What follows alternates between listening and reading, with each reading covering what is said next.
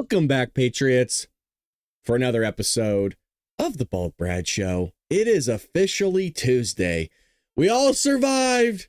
It was St. Patrick's Day, and let me tell you, I know some of you went hard in the paint last night. Well, I hope you didn't drink and drive. I hope you made it home safe, and I hope you had a nice St. Patrick's Day. We are back bringing you the news. If you're new here, well, welcome to The Bald Brad Show. We are a conservative podcast where we host a live show each and every morning, 6 a.m. Pacific Standard Time, where we always say Donald Trump is still by far, not even close, the best president in American history. Yes, we do trigger the liberals. Yes, we do spaz out the Democrats and call out the media. This is a place you can call home. So if we deserve a like and subscribe, make sure you hit that. If you're over at Rumble, well, we would love to have you. And as you're seeing, we always get a lot of our friends over at the United Kingdom our way, and we absolutely love them. That is where my father is from, the United Kingdom. He is an immigrant, came here legally. Well, as always, we got a lot of news to cover, folks. I see you all in the chat. I feel like we haven't done like shout outs in a while. Lulu's here. Miss Mom 2.0 is here, or 2-2, 2_2, one or the other. Steve's here. Debbie, Angel's here. Angels is always here. Carol, Q's always here. Jeff's always here. Everybody's always here. George, HK, Debbie. I think I said Debbie. Peter from the UK. Danielle. And we got a lot of people. We always have a lot of people over at, what is that called? Rumble, baby. Rumble, ready to go. We got Kimmy. We got Krager, Michelle, Candy, Jason, Shib, Pat, Miriam. We got the whole gambit over there. All right, a bunch of people still joining us, folks. We just went live. Well, let's jump right into the news here. Enough of me rambling. Brown University professor was deported. We got the whole gambit to Lebanon after attending funeral of Hezbollah leader. Here. Enough of me rambling. Brown University professor was just if you had to take a guess, who do you think to Lebanon after attending funeral of Hezbollah leader? Enough of me rambling. No. This is a Joey voter. This is a person that's close. Now, I don't know if this person is actually eligible to vote or not. This is a Joey voter. This is a person that's close. Oh, I think I'm getting feedback here. Now, I don't know if this person is actually eligible to vote or not. This is a Joey voter. This is a person that's close. Oh, I think I'm getting feedback here. Now, I don't know if this person is actually eligible to vote. That's weird. This is a Joey voter. Oh, I think I'm getting feedback. We good now? Did we fix it? What was that? Yeah, I heard it. I gotcha. Wow. That was wild. Glad we fixed that. That was crazy. Can you imagine me going on?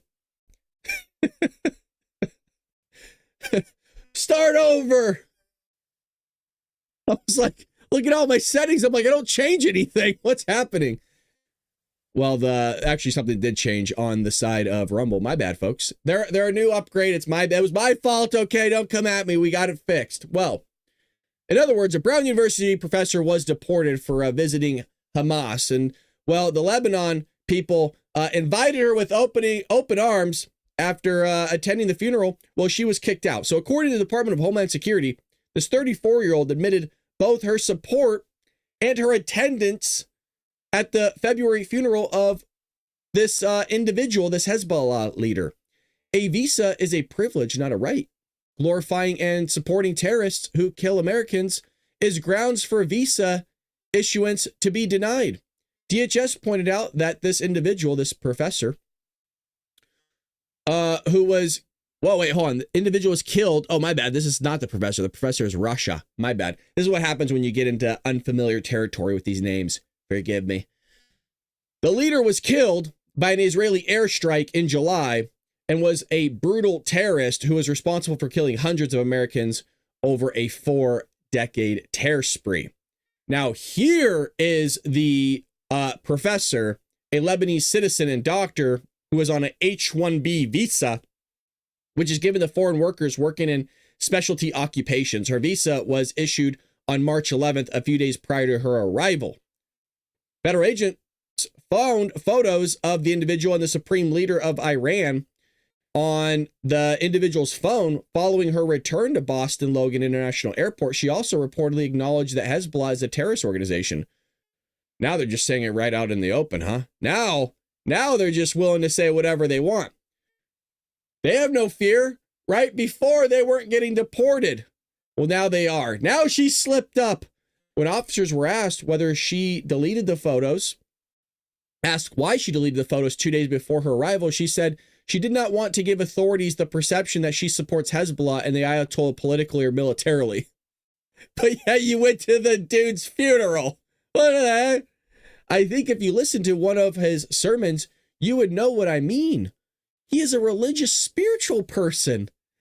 As I said, he has a very high value. His teachings are about spirituality and mortality.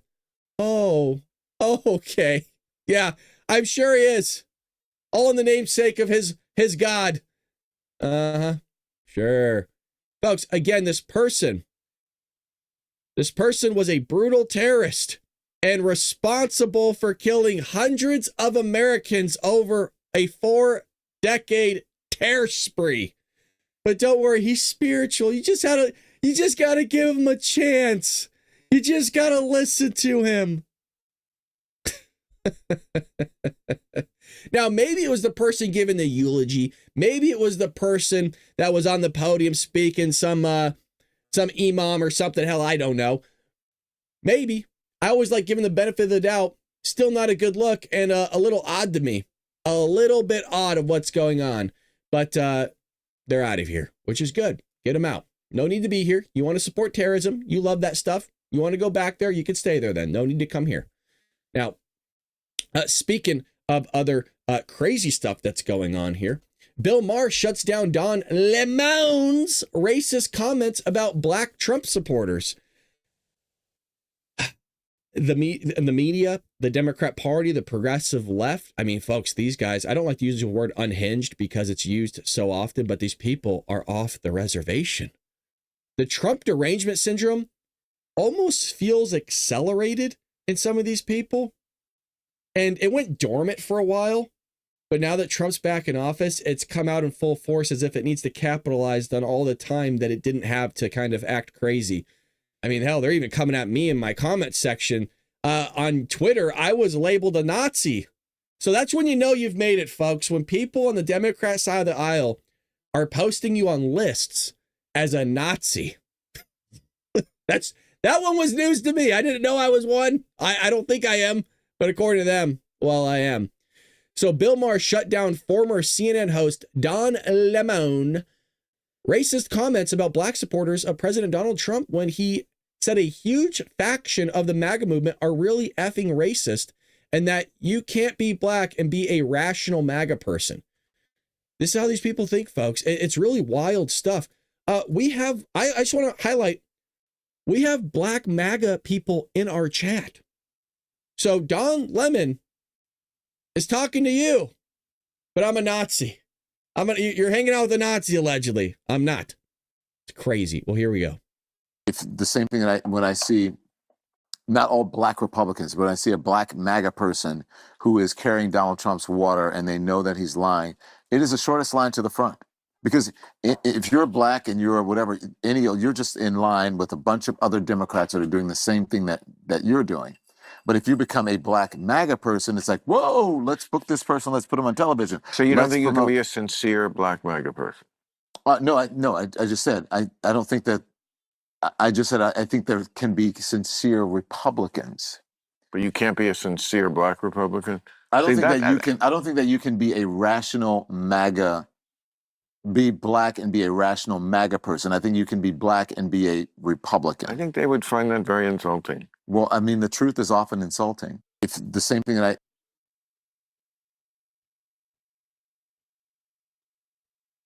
Hey, now, they're sitting back wondering, how did we lose?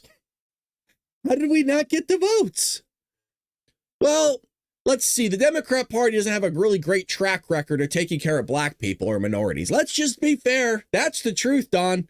But you can be black and be a MAGA supporter because it turns out all you're trying to do is make America great again, Don. This is what these people think of you, man. It's freaking crazy. Now, they might say, well, Brad, you say some pretty hurtful and mean things to Democrats. Only progressive liberals that are part of the Democrat Party do I point out here on the show. It may seem like I lump Democrats in altogether. I don't. I'm tired of just saying progressive, liberal, leftists.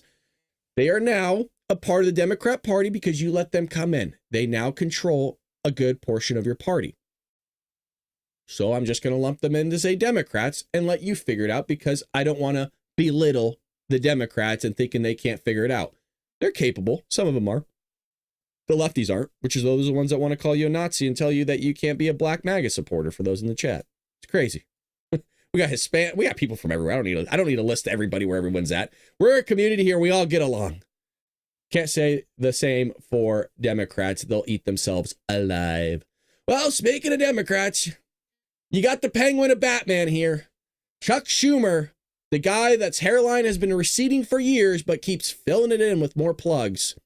For those who can't spend their Sunday mornings glued to a television and their Sunday afternoons attempting to dig through a week's worth of network and cable news media spins, well, Daily Wire is going to take care of us here because they got a short summary of what the hell's been going on. Sunday morning saw a lot of Democrats attacking and attempting to do damage control in the wake of Friday's continuing resolution passing, which will keep the federal government funded through September, despite the vast majority of the party voting in favor of shutting the government down. The most recent NBC News poll is not likely to basically show that regarding the chaos within the Democrat Party, especially since the survey was taken days before Senate Minority Leader Chuck Schumer agreed to support the CR, thus avoiding the government shutdown that would have been attributed to his party. In that poll, Democrats hit a new all-time low approval rating, with just 27% having a positive view. You want to know what that 27% is? That's progressives. Yeah, that's the progressives, folks. That's the lefties. Like I said, a good portion. That's a lot of people. That's almost 30% of these people are progressive. They ain't no Democrat in there. Look at that. Just 7% saying they had a very positive view. These are the hardcore ones.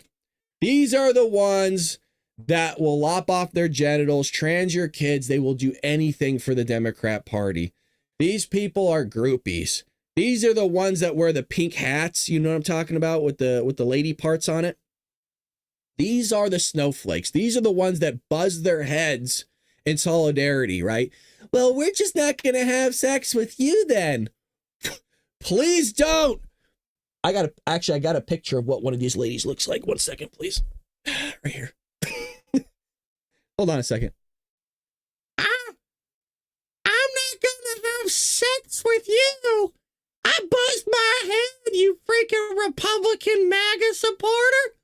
You sicko. Ah. This is the 7%.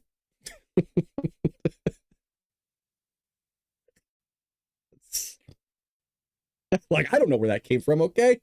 I was a little bit off guard there at the beginning, hearing the echo and hearing myself. Is that what I sound like? Is that what you guys listen to? Jesus. Amen. Elmo? Jesus. Shut up, Blackbird. Leave me alone. I'm in here by myself. All right. Well, what else do we got here? ABC News this week, former Democrat National Committee Chairwoman Donna Brazile kicked off the conversation with a deflection and argued that it was the Republicans who had no cohesive strategy despite the passage of the CR being touted as a massive victory. This is what they do. They just lie to your face. They don't have any strategy. Really? I mean, if you really wanted to, it's not our strategy, but you could do Project 2025 as a strategy, as a mega strategy. It's not one of ours, but it could be utilized. I mean, definitely we have a strategy. We haven't been more united than in a long time, man. I'm telling you what, I feel good to be Republican, even though fiscal conservative, hey, still registered Republican. When asked to respond to Schumer's support of the CR and ensuing massive blowback, Brazile opted to first attack Republicans instead. You guys ready for this? Here she is. You got to go right after him. You got to go at him. Let's start with you, Donna, the Democrat. Quite a week, Chuck Schumer's support created basically massive blowback. Massive. Look, the congressional Republicans have a strategy. They want to pass the Trump agenda, no matter how reckless it is. They want to, pass make sure all of his cabinet people are secured, and later on his tax cuts. They have a strategy. We know it. It's radical. It's reckless. It's producing all kind of uncertainty with the markets, Main Street, Wall Street upset. But where's the Democratic strategy? We knew March 4th was the State of the Nation address. And we didn't know it wasn't red, pink, green. I don't care. I love rainbows. But we didn't have a strategy then, and we didn't have a strategy going into the CR. It should have been vote no in the House and vote no in the Senate on cloture and vote no on the CR. Why? Because it hurts people, because it destroys our economy, and because it cedes congressional power to the executive. We didn't have a strategy, and now people are upset. I think it has a lot to do, and this is my conspiracy antennas. I think this has a lot to do with Doge in the middle of the mix. I think because Democrats were doing a lot of this nefarious spending and sending it to the media outlets, that part's not a conspiracy theory. That part came out from Doge itself. That I think it's really hammered their movement where, look, if you're not going to pay somebody to tout your lies, well, then maybe they don't want to tout the lies anymore. Because it's really odd to me how Democrats are all of a sudden in favor of kind of bashing their own people. So it's just, look, it is.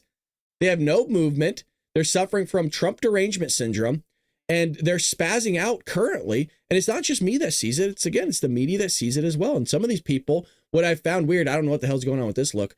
It's as if she saw Joey sniffing another little girl. Ew! God. I don't know what that's all about. But it's as if, the money's not flowing in the direction that they want. So now they don't know what to do. They're like, who's going to spread our lies now? Who's going to talk about our narratives now? Nobody. Republicans really thought this was lose-lose for the Democrats, with Donald Trump even thanking Chuck Schumer, probably the last thing he wanted to hear from Donald Trump. Well, the Democrats have had 2 horrific weeks, and it really just comes down to what Donna said. They've got no leader. They've got no movement. The only thing they've got is Trump derangement syndrome. It's the only thing that brings them together. And the only thing they got out of this week was, well, who's going to primary Chuck Schumer? What are we all about? AOC and Bernie Sanders are the only people in their entire party that can get a crowd of over 20 to show up. So the only thing they are, they're afraid of Trump. Trump owns them. And it was a total slam dunk for the Republican Party. Well, and Republicans really thought this was lose-lose for the Democrats, with Donald Trump. What do you add there, folks? What do you include in that? They do have Trump derangement syndrome. They don't know how to handle all of this. They are lost. They have no plan. When they have no plan, they have no narrative to push. These people have been lying. They're saying that illegal immigration isn't illegal, which we saw from Jasmine, that one Democrat individual. They are now more worried, as we saw yesterday during a White House press briefing. They are more worried about deporting violent gang members that murdered and raped and assaulted Americans than they are actual Americans. And I'm speaking about the media and the Democrat Party.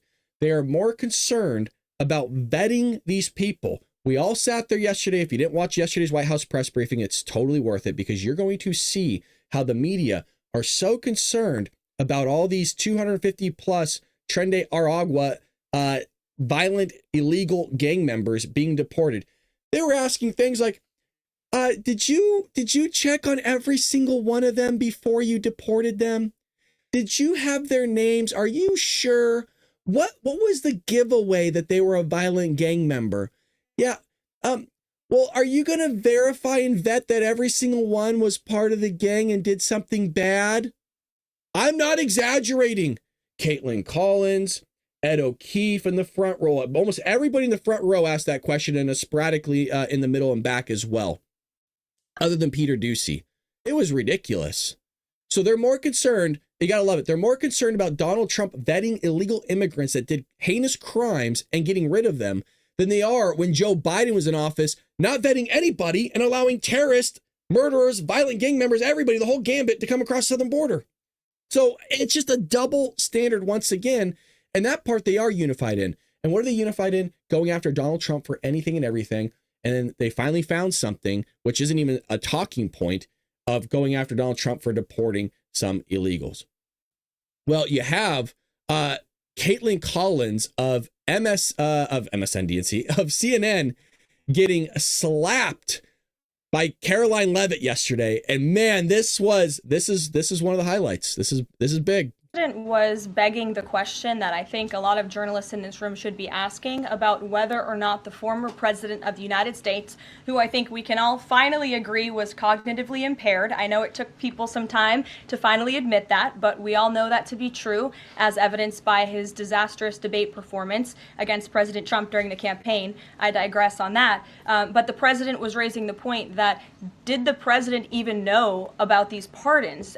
Was his illegal signature used without his consent or knowledge? And that's not just the president or me raising those questions, Caitlin. According to the New York Post, there are Biden officials from the previous White House who raised those questions and wondered if the president was even consulted about his legally binding signature being signed onto documents. And so I think it's a question that everybody in this room should be looking into, because certainly that would propose perhaps criminal or illegal behavior if staff members were signing the President of the United States autograph without his consent. Biden is on the record talking about issuing preemptive pardons to these people. But was he aware of his signature being used on every single pardon? That's a question you should ask the Biden White House. Is there any evidence on that he wasn't aware of it? You're a reporter. You should find out.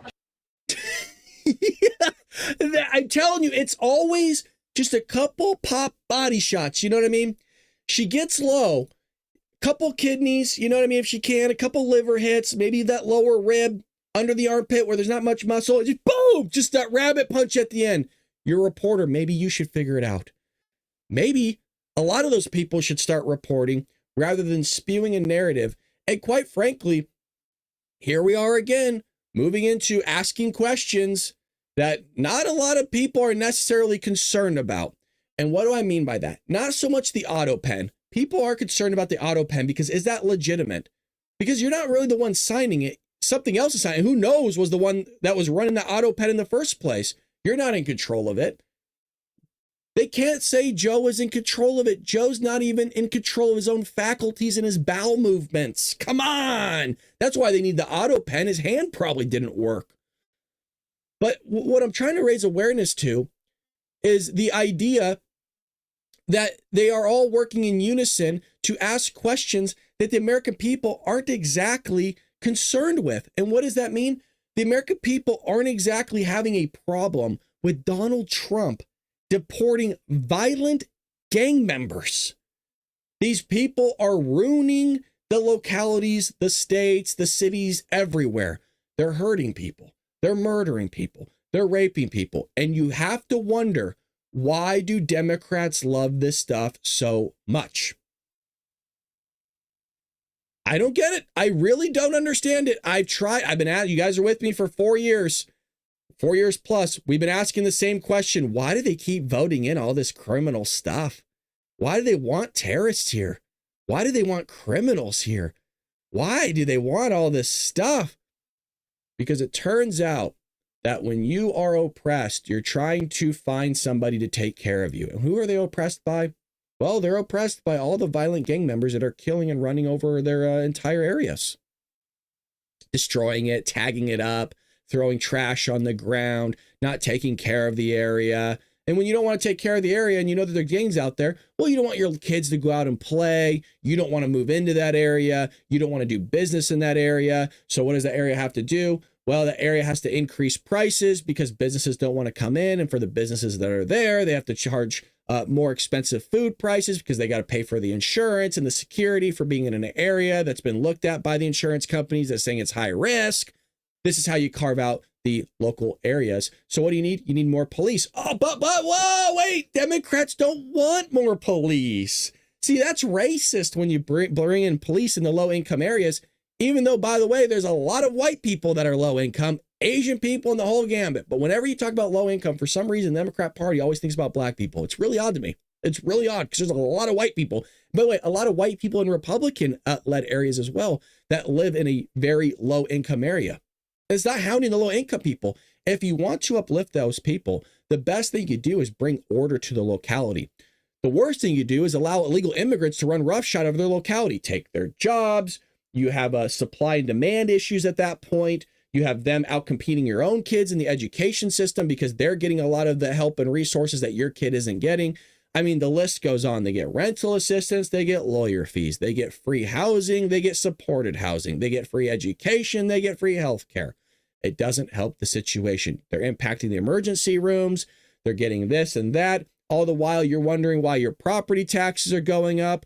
Well, gee, your property taxes might be going up because all these people have kids pouring across the border as well, going inside the education system. And well, somebody has to pay for it and it ain't going to be them. So now your property taxes go up. You're already struggling as it is. Oh, it turns out that you're struggling finding a job. Well, that's because somebody else just took it from you. The list goes on and on. When in actuality, if you brought order and chaos to those low income areas, what could you do? You can uplift them and at least alleviate some of that and make it great again. But, you know, these Democrats don't want to do it because it's a lot easier to focus on baby daddy being the federal government. Donald Trump's had enough of it. So has Elon Musk. And that's why we got Doge in there cutting it all off finally. I don't want to spend too much time on this. I just thought it was kind of cool. Conor McGregor sends a message from White House to America on St. Patrick's Day. Again, it's not, I like Conor. It's not like a huge deal for me. It's great to have a celebrity in there. But in a clip shared on Instagram by the White House, McGregor, who traveled to Washington, D.C. to speak to Donald Trump about issues facing Ireland, stepped out all decked out in green pinstripe suit, which you have right here. Now, I believe one of the things he was talking about was our government has long since abandoned the voices of the people of Ireland. And it's high time that America is made aware of what is going on in Ireland. What's going on in Ireland is a travesty. Our government is the government of zero action with zero accountability. Our money is being spent on overseas issues that have nothing to do with Irish people. The illegal immigration racket is running ravage on our country, the UFC champ continued. There are rural towns in Ireland that have been overrun in one swoop, that have become a minority in one swoop. So issues need to be addressed. McGregor said that millions of Irish Americans living in the United States need to know about what is happening in Ireland because if not, there is no place to come visit, no place to come home and visit, potentially losing its Irishness. So remember, a lot of these people have cultures. They're a homogeneous society in which majority of the people there are that thing. For example, you go to South Korea, you're going to see the majority of the culture there and the people within itself are what? Korean. And you go all around the world, it's like that. You go to England, guess what you're going to find? Majority of them are what? English. It goes on and on and on. America is something vastly different where we're a heterogeneous society, where we have a difference of cultures and melting pot, but we all have some founding, stabilized foundation cornerstone, which is our creed and values and our ideals that we've hold and enshrined in not just the Federalist Papers, but also the Declaration of Independence, the Constitution. And we hold those things dear that other countries don't have. But when you, turns out, get a lot of people immigrating to your country illegally or through a refugee system, there's a good chance that your culture could change to where those creeds, those values, those ideas that you hold so dear start to crumble and erode because they don't believe in those very things. And that's why you need to vet people. That's why you need people that want to come into your country to assimilate into your creed and value, not by force to assimilate into their creed, their culture, their value.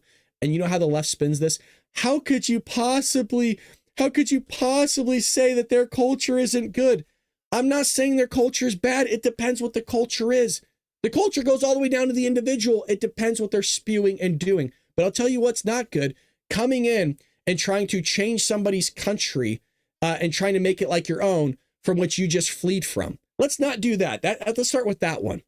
But, you know, this is a talking point where a lot of people feel their culture is being denigrated. It always blows my mind.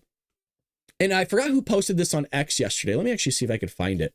There was an interesting post that mentioned about, you know, why is it okay that China is trying to keep basically their culture and it's okay for them to say that?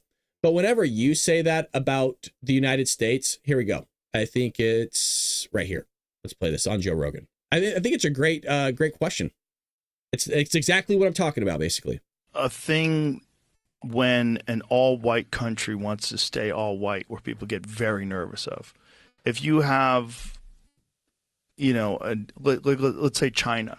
Like, China is Chinese people. We all agree that it's filled primarily with Chinese people. Yeah. There's people that live there from all walks of life, all over the world, but it's mostly Chinese people. If China had decided that they wanted to remain Chinese and stay Chinese, and that being Chinese was very important to what China is, no one would have a problem with that. Yeah.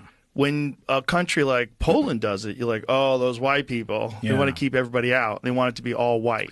Yeah. And because that's post-World War II. That's post-Aryan race talk. That's post-Nazi stuff. That's what people are legitimately freaked out about. That's the most recent stain in our history where we look back and say, wow, that was close. Evil almost won that one. And I think Joe makes a good point at the end that people are a little bit on edge about World War II, what the Nazis did. Matter of fact, literally yesterday, I finished wrapping up Annie Jacobson's book, Operation Paperclip, reading about the atrocities of the Nazi regime and how we brought in their chemists, their scientists, their rocket people, all that stuff.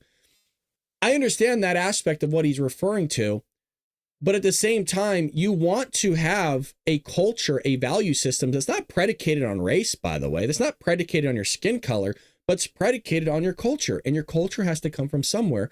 For us, it comes from Judeo-Christian values, that those same values can be enshrined in the Declaration of Independence, the Constitution, and the Federalist Papers, and how the government's supposed to function and how the government was created. And we have that system here. And there's no place on earth that has it, which is why we hold it so dear. And when somebody comes here and wants to try to change our country and says that we're a bunch of racists and that we're an evil place, but you fucking moved here and you left your place for which we know why. Well, yeah, I got a little bit of a problem with that. And I would like to keep America great. But there's a party over here that wants to just open up the doors to everybody and can't think beyond a certain level of going, maybe this could ruin our country. Maybe this could dissolve what makes America great. Maybe it could vastly change what the republic is. And you don't have to look any further to what has happened throughout history before. And by the way, what's currently happening to Ireland, what's currently happening to the United Kingdom. We got a lot of people from the UK here that always watch the show because they're patriots. They're our brother in arms. If we're in the trenches, they're in the trenches with us. Well, you don't look any further to all the stabbings that are in the streets over there, the people walking around with machetes that are from different countries. They're having a massive illegal immigration problem themselves, as well as a refugee problem. George over there with the 5 months. Thank you, sir. And then he follows up with the $2. Always calling out my baldness. Even your hair didn't like you and left. Damn you, George. Well, you guys make up for that because you're always joining me, baby. Love you, George. Appreciate you. And love your sarcasm, you little smartass. I love it. Look, that's my type of humor, folks. Not that it's always picking on me. You can pick on each other every once in a while. But, boys are boys. Men are men. We tease each other. We tease. Well, Tom Cotton praises Trump strikes on the Houthi terrorists. I absolutely love this. I need to start picking it up here. I've been rambling too much. I apologize, folks. We got a lot of news to cover up here. So Tom Cotton praises Trump strikes on the Houthi terrorists. And of course, as always, we do have the clip here, which I've been holding out on for about a day. Get your take on what you just heard from Chris Wright, the Energy Secretary. Where do you see the priorities in terms of President Trump's executive orders and what you can do as a leading senator in terms of codifying those into law so that they cannot be undone in 4 years? Good question. Well, Maria, first, I'm glad we closed out last year's business on Friday, passing spending bills that'll keep the government funded through September. Chuck Schumer really has no one to blame but himself. Oh, come on. It happens every day, folks. I don't know what is going on here, but it ain't me. It's Elon. Well, Maria, first, I'm glad we closed out last year's business on Friday, passing spending bills that'll keep the government funded through September. Chuck Schumer really has no one to blame but himself. The Senate Appropriations Committee last year passed 11 of 12 spending bills. More than half of those were unanimous, and he didn't bring a single one up for a vote. So Chuck Schumer right now is reaping what he sowed last year. By finishing out last year's business, it allows us now to move on and focus on the big budget bill that we plan to pass that is going to make the 2017 tax cuts permanent. It's going to improve on other tax cuts. going to fund our military, fund border security, and as Chris Wright was talking about, fund some of the president's energy initiatives. It's going to unleash American energy production and lower costs for hardworking Americans and businesses, not just at home and your electricity bill or your heating bill, but everything you buy at the store has to be produced and it has to be shipped there. That uses American energy. We want to make it less expensive so the prices you pay at the grocery store are lower. I want to get into the part where he does talk about the Houthis. Here we go. Nations is different this time around. Well, what all of those adversaries want is to upend the United States-led order that has benefited our citizens for so long by keeping America safe and prosperous. The strikes against the Houthi rebels in Yemen last night was long overdue, going back to the October 7th attacks against Israel. I agree. They've been shutting down shipping in the Red Sea. That's dangerous not just for America's sailors who are there, but also it's bad for your wallet here in America. It drives up shipping costs, which drives up the prices you pay. Yet Joe Biden let our ships, let our sailors just sit in the Red Sea like sitting ducks. President Trump made it clear that it was long overdue. We're not going to allow it anymore. We are going to protect our interests. And he also made it clear to Iran that we know what they're up to. Where did a bunch of goat herders in Yemen get one-way attack drones and cruise missiles? They got them from Iran. So while we're degrading those rebels' power right now, we're also sending a signal to Iran that they need to knock it off. They also, as President Trump said to you last week, have to end their nuclear weapons program. We'd love to have a negotiated deal in which they surrender that program, but we can also do it, as he put it, the other way. And knowing the Iranians, they'll do it the other way. They're not going to stop. I don't know if you all remember when the Iranians and the Houthis were blowing up our merchant vessels, but they're also attacking them. And they're usually coming at them in like these pontoon boats, these floatables. And I said, stop ringing, shots off the bow. You see one come in, you blow it out of the water. There's no warning. There's no warning shot off the bow. And then record it and watch the fireworks go. Watch the boom. And then every time that happens, upload it. That's all you have to do. Now, regarding these terrorists, well, you got here, Whoopi claims that if Trump could deport terrorists, he could deport any one of us.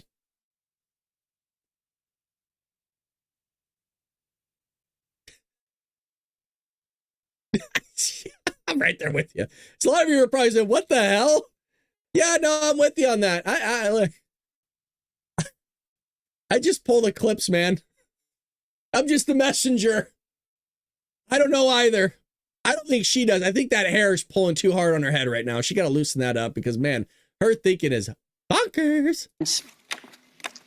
You just got to keep your eyes open, y'all. Because if they can just come up and take somebody because they've made a decision that you're supposed to be that person, any one of us could find ourselves being deported to some country. Don't give them any ideas, there. girl. Well, listen, it is very clear to me that if we don't continue to say, listen, I understand you want to clean out all the bad stuff. I get it. But why do you now have access to my personal information? I get what the things you're trying to do. I don't understand why you're taking my stuff, not my personally, but each and every one of you. And your constitutional rights of free speech. Which, everybody says, you never let us say anything. We're, conservatives. And in fact, you're doing the same thing you are accusing everyone else of doing. And you're doing it in a way we've never seen before because very few people have kept you from speaking out. But this is where we are now. Well, we're right here now. And you see, I beat the music. I beat the music. We'll be right back.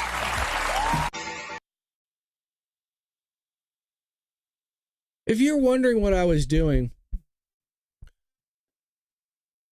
I was just looking for what the hell was she talking about. I was trying to find logic. I was trying to find understanding. I mean, I was opening up drawers, folks. I was finding stuff like I have a stamp here for some reason. You know what I mean? Bunch of cables. And I'm rummaging through all my stuff. I have this here for an Apple Pencil for some reason. And I'm wondering what's happening right now. What is going on?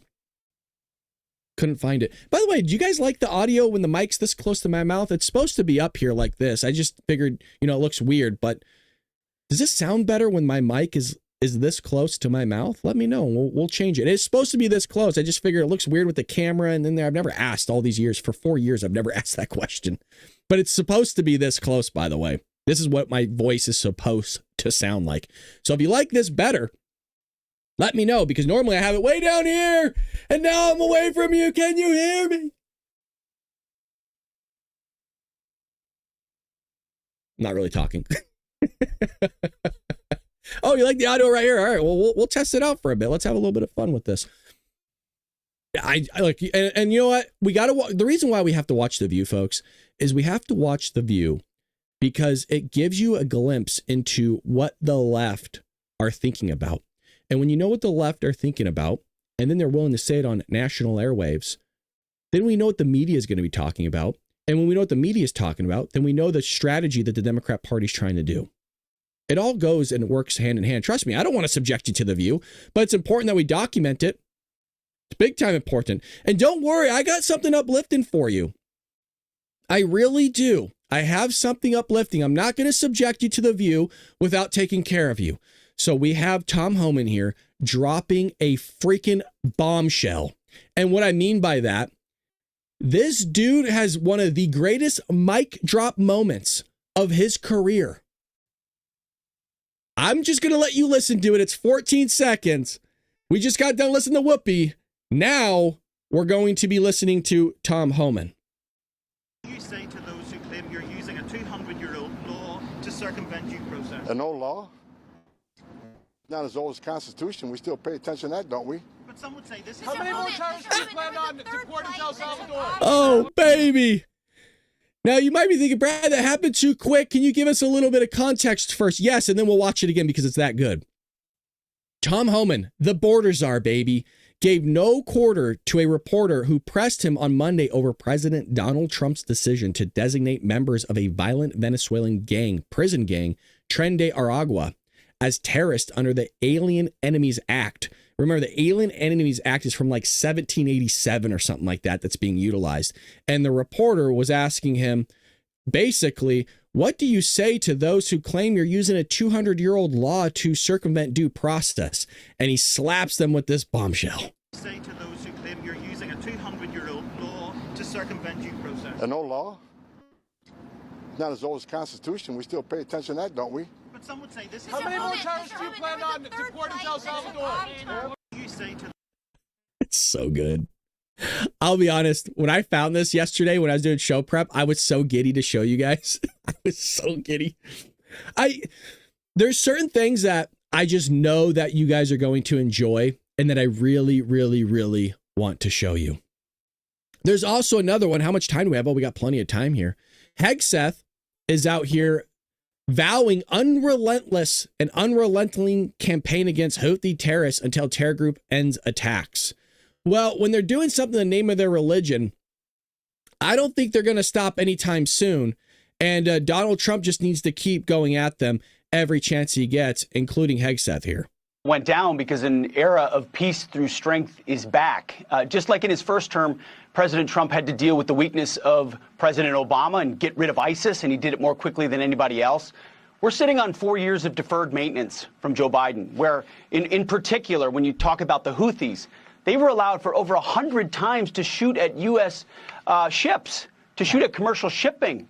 4 months ago, when we sent a ship through, it was shot at 17 times. Ships haven't been able to go through for over a year without being shot at. Freedom of navigation is basic. It's a core national interest.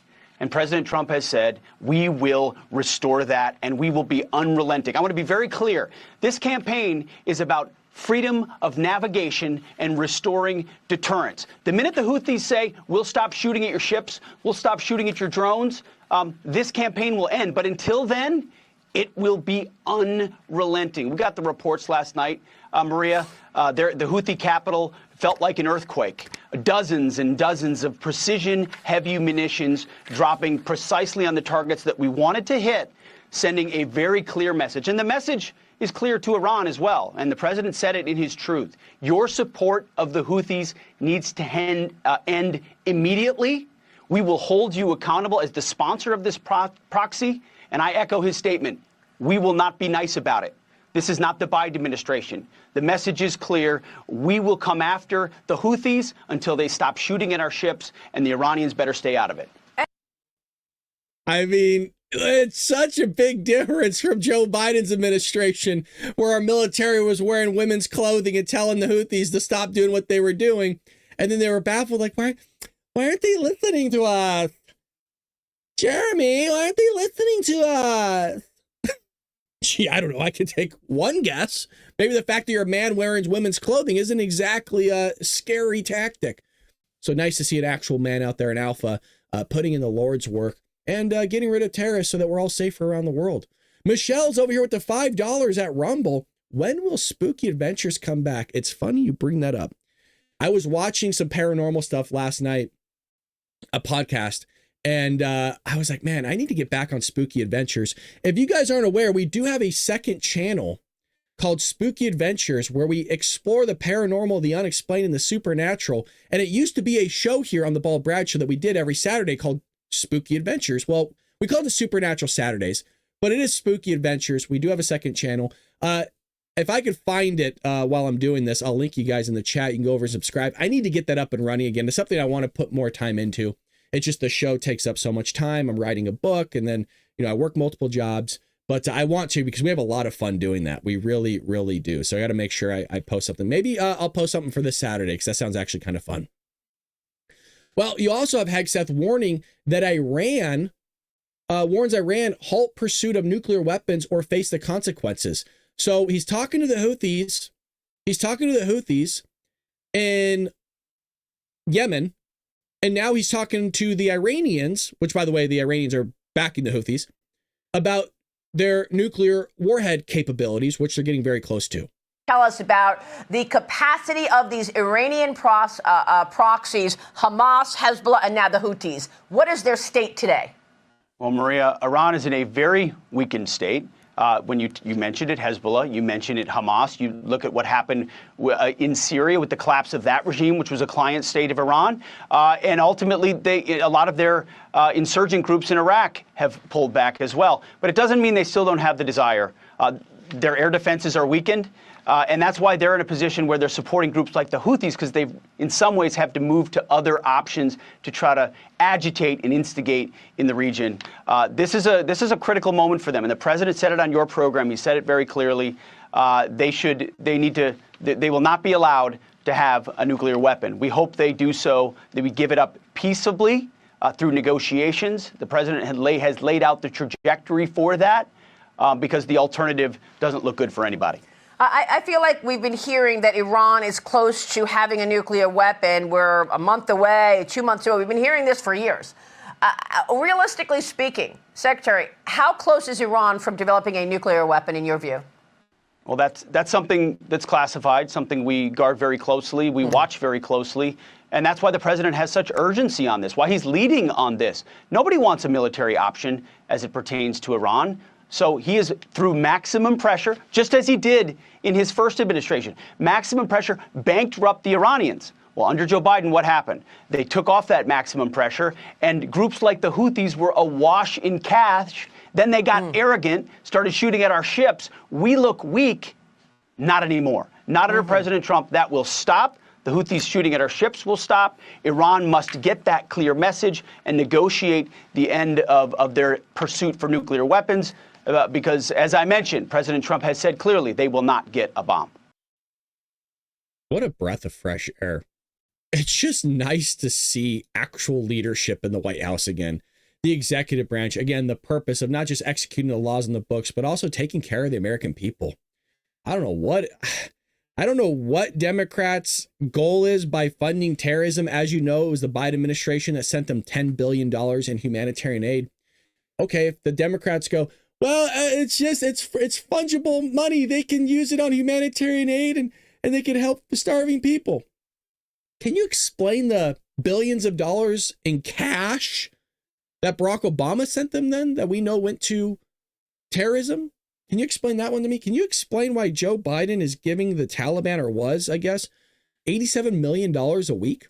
And not just giving, that's again, I always bring this up, you folks. The Taliban was getting more than $87 million a week. We all need to understand that. That was just the money flying into Kabul. Like, that was money flying into one freaking airport. They were paying $3 million a week or a month or something like that for the administrative service, for like the buildings, like the payroll, all that stuff, for terrorist operations. And it's deeper than that. It is way deeper than that. That's why you want to subscribe to the show, so that you know what the heck's going on here. We have covered it in the past, but heck, we got more news happening here. Big news that I'm interested in that's happening today. This is happening today, allegedly. Now, I'm going to take this with a grain of salt. I've been down this road too many times. Fool me once, Trump. Fool me twice.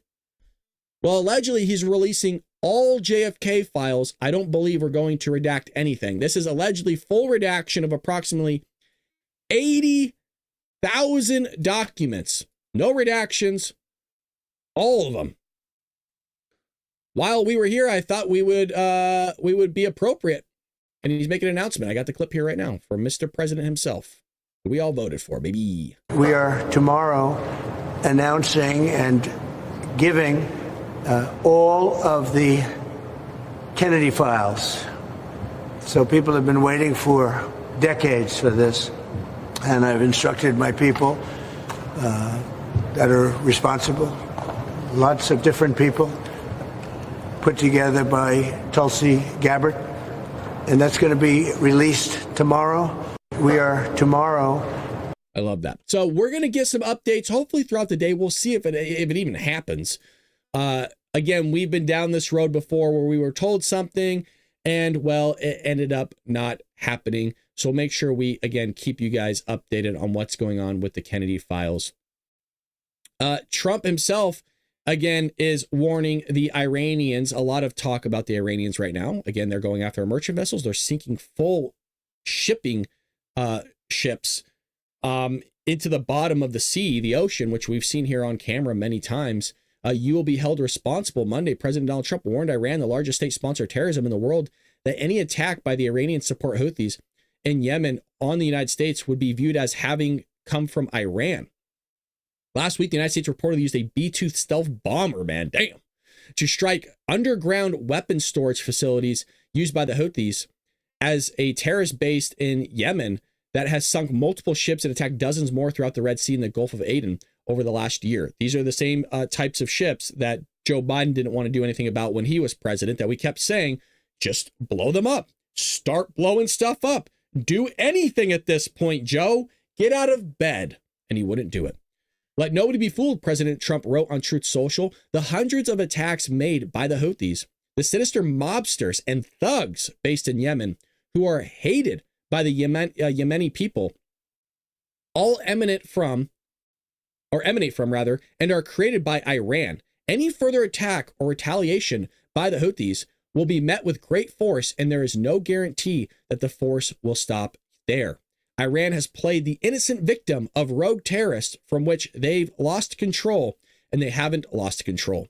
They are dictating every move, giving them the weapons, supplying them with money and highly sophisticated military equipment, and even so-called intelligence. Every shot fired by the Houthis will be looked upon from this point forward as being a shot fired from the weapons and leadership of Iran, and Iran will be held responsible and suffer the consequences, and those consequences will be dire.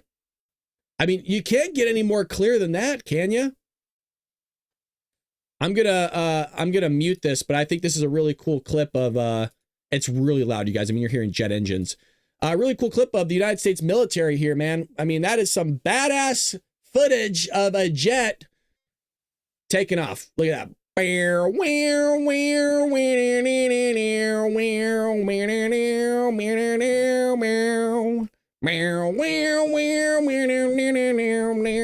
Where's Dizzy? Dizzy, get your guitar out and start playing for us. Dizzy's back in the chat, folks. He's been on a break for a while. I think he was in Arkansas with his family from what I remember seeing. So good to have you back, sir. Good to have you back.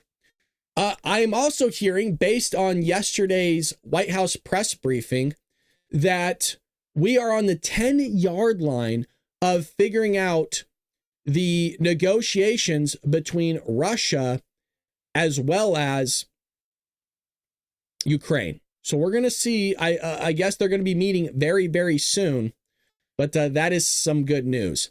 Other news that I wanted to show you guys. Look, we're all fans of this guy right here that I'm going to bring up. And very rarely do we get to actually hear him talk in long form. I really appreciate this guy. Now, the left hate him, man. The Democrats lose it over this guy. If they don't have Trump derangement syndrome, they have Stephen derangement syndrome. This guy is very, very good at taking concepts and packaging them in a way that we can all understand. This video is long. We're not going to watch the entirety of it, but we're going to watch a good portion of it. Here's him yesterday talking to CNN. Let's roll it. Judge's order just earlier today, quote, patently unlawful, end quote, and said that it was an assault on democracy itself. Does that mean that the administration is ignoring this order, and might you ignore future court orders that meet the criteria you laid out? The President of the United States and his administration reserve all rights under the Constitution to conduct national security operations in defense of the United States.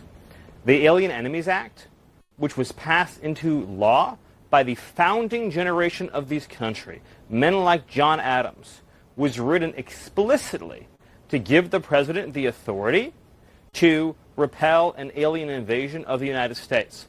That is not something that a district court judge has any authority whatsoever to interfere with, to enjoin, to restrict, or to restrain any way. You can read the law yourself. There's not one clause in that law that makes it subject to judicial review, let alone district court review. So, Stephen, when you say that this person has no authority at all, this is how our system works. It starts with these judges and then continues up. At what point does it become, in your view, legal for the justice system to be looking at this and making a judgment? And I fail to see how. That's not true, though. There is actually a judge, a lower court judge, that decided and made a ruling that circumvented everybody else. So this was the problem that we said about 2 weeks ago, and I'm having the case actually slip my mind right now. I wasn't prepared for her to say something so asinine. It is supposed to work that way. But when the Democrats get a hold of the justice system, well, it turns out it goes a little bit rogue and doesn't work the way it's supposed to, which is a typical thing from Democrats to do, is do things the way they're not supposed to work. So we saw that from a lower court judge, and I'll try to see if I can remember the case itself, but circumvented and didn't allow things to work the way it was supposed to. And we said this has repercussions because now it's setting precedents for something else to take place by a lower court judge. How there's any other way but to start with where we're starting here before you get to eventually the Supreme Court? Well, so first of all, there's a term in law, justiciable. This is not justiciable. In other words, this is not subject to judicial remedy. When the president is exercising his Article 2 powers to defend the country against an invasion or to repel a foreign terrorist that is unlawfully in the country, he's exercising his core Article 2 powers as commander-in-chief. Is Venezuela invading the U.S.? This is a very important point. This is a Title 50 authority. It's a commander-in-chief authority. So just to ask you a simple question, you talk about how the system works. Does a district court judge have the right to direct or enjoin troop movements overseas? Yes or no?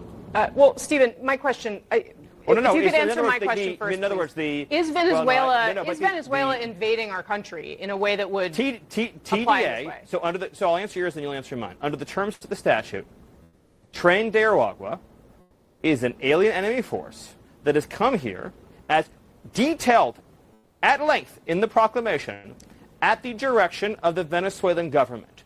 The statute says that a president has the ability to repel an invasion or predatory incursion that is directed by a foreign state government. or a government, right? Are they a state or a government? This would be, yes, it is documented. The TDA was sent by the Venezuelan government in the proclamation.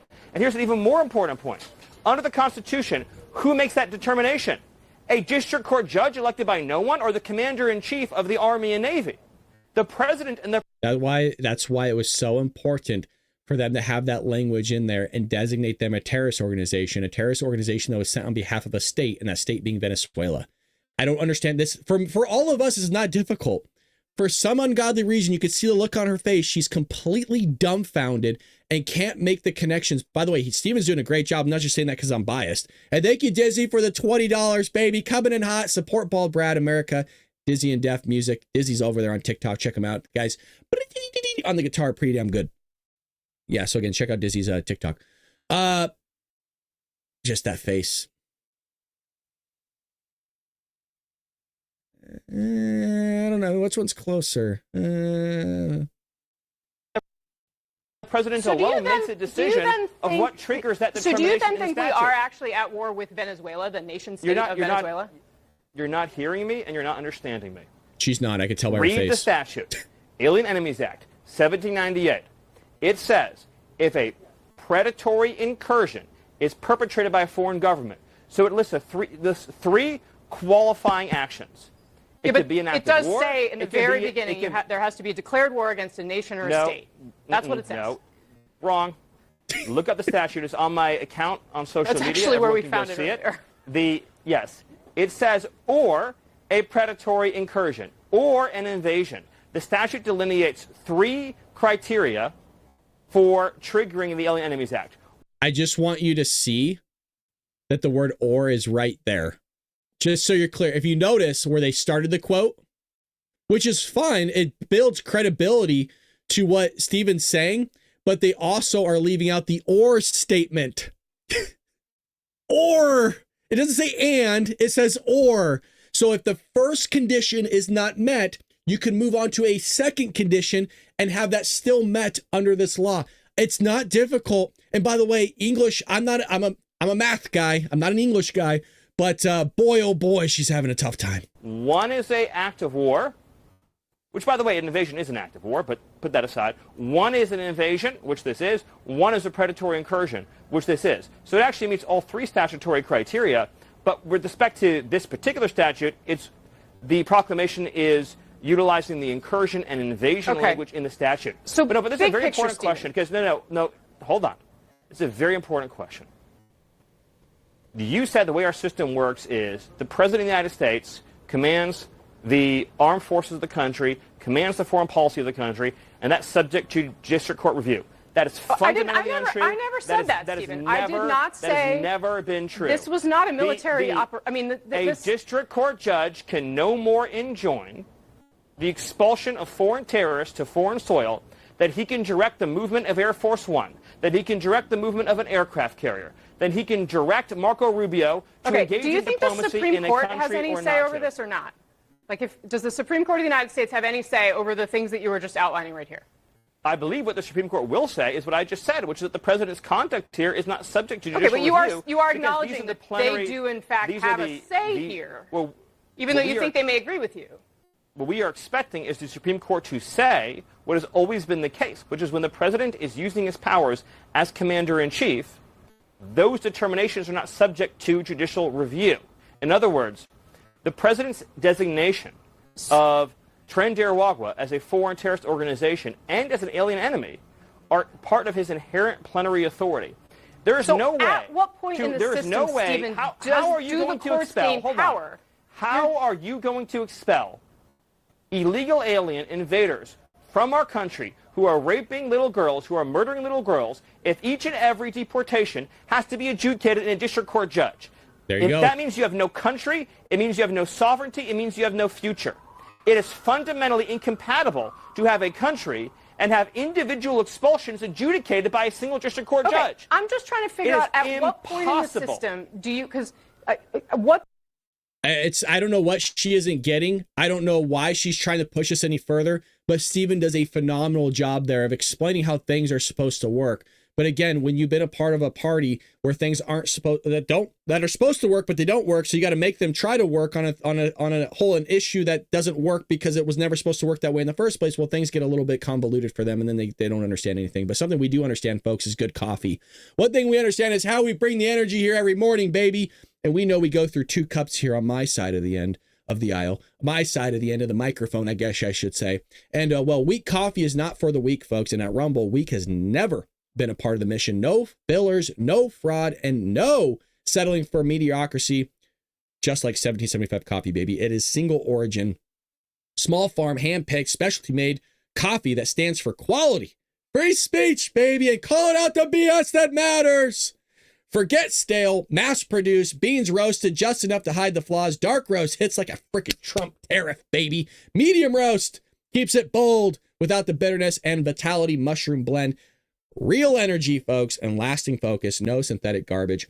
For K-Cup pods, whole bean, or fresh ground coffee, go to 1775coffee.com. Again, 1775coffee.com. Use promo code STUDIO, all caps, for 15% off, and start your morning with coffee. That stands for something, folks. We're a morning show. We drink a ton of coffee here. Oh, and every dollar spent enters you to win a Cybertruck and $30,000 cash, baby.